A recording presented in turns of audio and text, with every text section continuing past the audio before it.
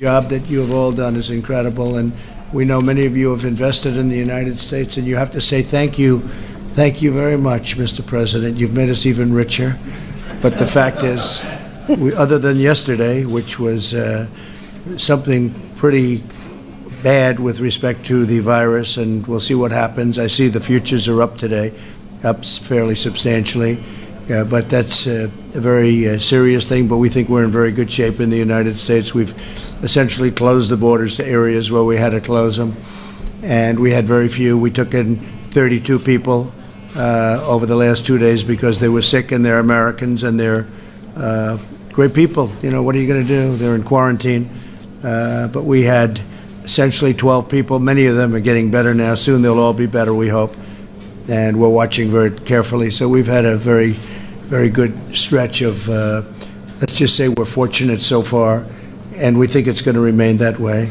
China is working very hard. I've spoken to President Xi, and they're working very hard, and if you know anything about him, I think he'll be in pretty good shape. They've had a rough patch, and I think right now they have it.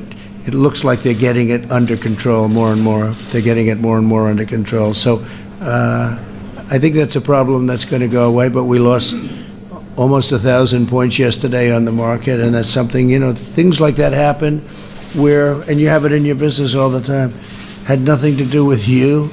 It's an outside source that nobody would have ever predicted. If you go back 6 months or 3 months ago, nobody would have ever predicted. But let's see, I think it's going to be under control, and I think I can speak for our country. For our country is under control. But again, we do business with a lot of other countries. We take care, we work with other countries. We want other countries to be happy, healthy, and well. They've got to be happy, healthy, and well. It's very simple. And so let's see how it all works out, but I think it's going to work out fine. I hope so. We're working very hard. We're spending a tremendous amount of money also on, we just asked for $2.5 billion on getting everything ready just in case something should happen, and also helping other nations that really aren't equipped to do it. So with that, it's an honor to be with you, and if you'd like to ask some questions and find out how much you should invest in the United States of America, I'll tell you exactly where to invest and how to invest.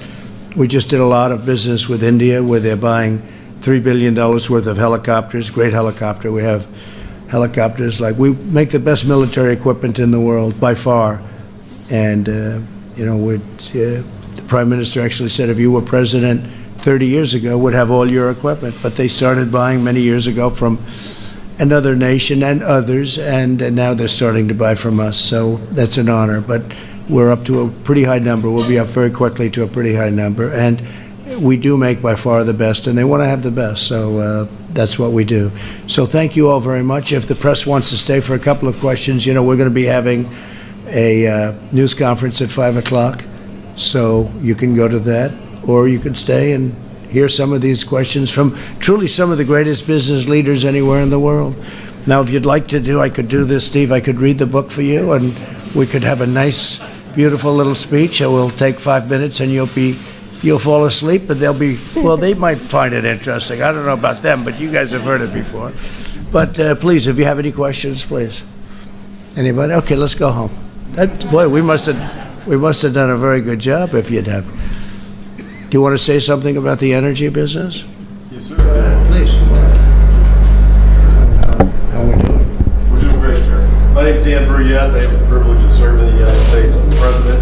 As his Secretary of Energy, we've had great conversations here in India with my counterpart, Minister Pradhan. I expect that in the very near future we're going to have some new energy deals. Yeah. And so far, that noise. Sounds nice. Sounds like a Trump rally, actually.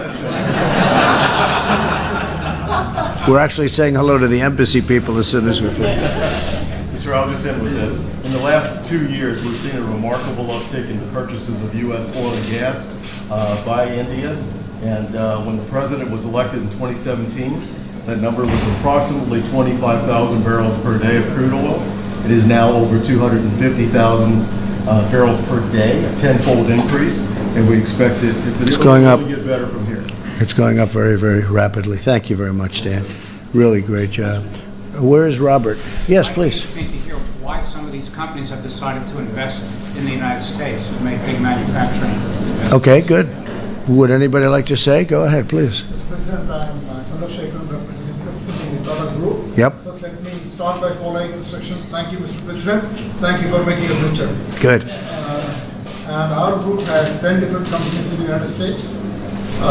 We have annual revenues of close to $25 billion. And we have manufacturing plants in Pittsburgh. Great job, yeah.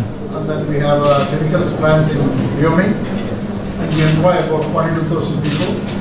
And your tax reforms is exceptionally very beneficial. So which to you was more important, the tax cuts, we did massive tax cuts, or the regulation cuts? Because I've had a lot of people in your positions running the biggest companies in the world saying the tax cuts were very important, but the regulation cuts may have been more important. See, regulation cuts are more important in order to start new businesses as Right. well. For example, in our steel business, we have some issues which we represented that have been resolved now. And we run a very large IT company as well in the United States. And we are bringing the skills. We are trying to work with Ivanka.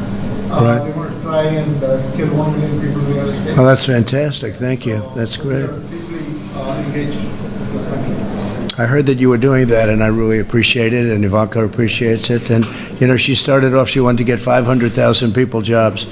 And if you know her, within about 2 weeks, she had that one done. And I think you're up to over 15 million people being trained by great companies, some great companies. Walmart was very much instrumental in some of the companies in this room. Yeah, they've done a great.